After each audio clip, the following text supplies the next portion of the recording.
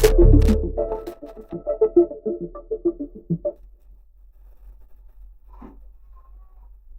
is News on Ifako Radio.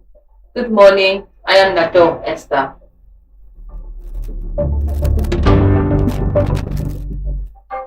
The headlines: PFIPC scandal. HOS admits mistakes as rep uncover irregular approval. Budget 2026. Government agencies vote 400 billion naira for mosques, palaces, halls. Hoodlums kill Lagos dispatch rider for resisting extortion. Mbas seeks 6,580 teachers, others for smart schools. Sports. WAFBO under 20 female Eagle seek early semi-finals ticket. Entertainment. TikTok stars Hela Jabi's dies do not.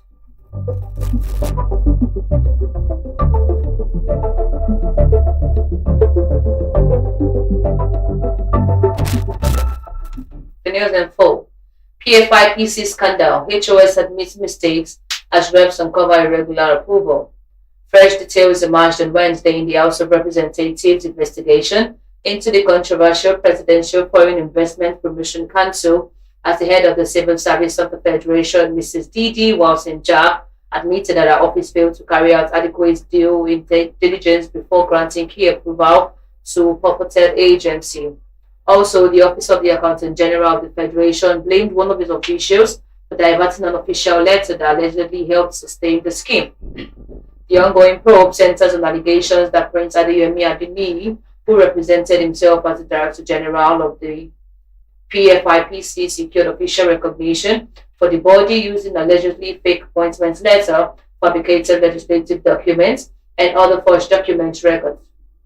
Despite the agency having no legal backing, the House Committee is investigating how several federal institutions processed and acted on the documents, leading to the purported agency receiving official approval. The House Ad hoc Committee probing the alleged creation of the PFIPC and the Presidential Economic Advisory Council without legal backing also said it had uncovered what it described as a web of fake appointment letters, fabricated legislative documents, and fictitious government offices allegedly used by the promoters to obtain official recognition from federal institutions. The Accountant General Office identified one of the staff members, Bello Abdullahi, as the official responsible for diverting correspondence that was intended for the Permanent Secretary, State House, while Walton-Jack acknowledged that her office relied on documents that have now been found to be false before approving an authorized establishment and recruitment waiver for the agency. The revelation emerged at the committee chaired by the lawmaker representing Kanke Kanam Panshi, Red constituency of Plateau State, Yusuf Gaji, intensified his probe into how the purported agency allegedly secured official recognition despite lacking any legal foundation. Addressing the panel, the Director of Federal Budget Financial Department, one of the Office of the Accountant General of the Federation, Joshua Luka, explained the circumstances leading to the issuance of the administrative code to the fake agency. According to him, the OAGF received what appeared to be an official request from the State House of Assembly. State House deliberately addressed its response to the Permanent Secretary rather than directly to the agency.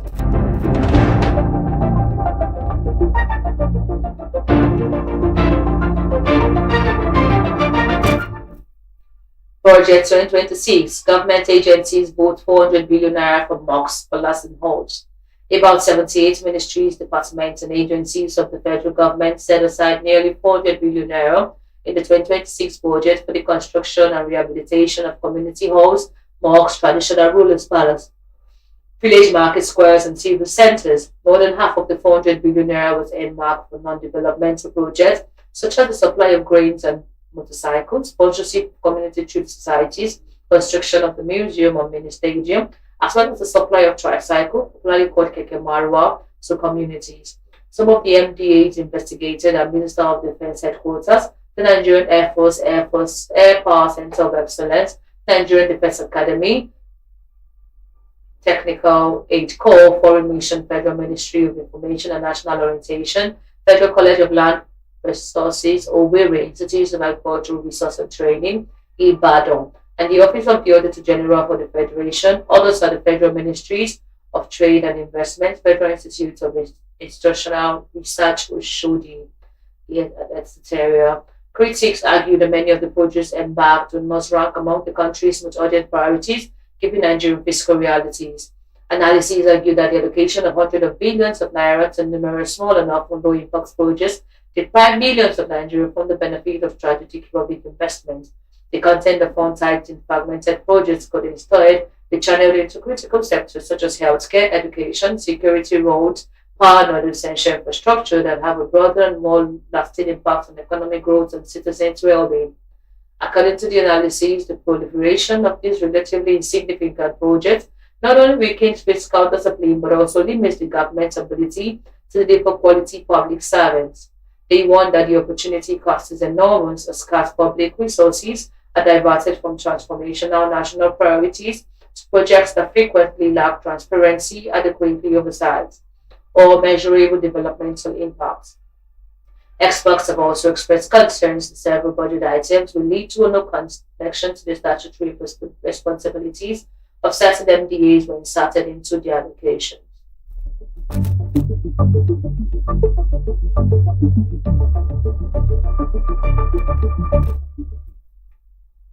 JAMB Registrar Oluyede bows out, INO takes over Friday.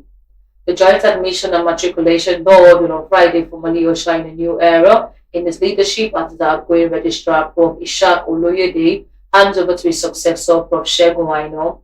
The board announced that the official handover ceremony would be held on Friday, July 31st, 2026, by 10 a.m. with a live broadcast on its official social media platform.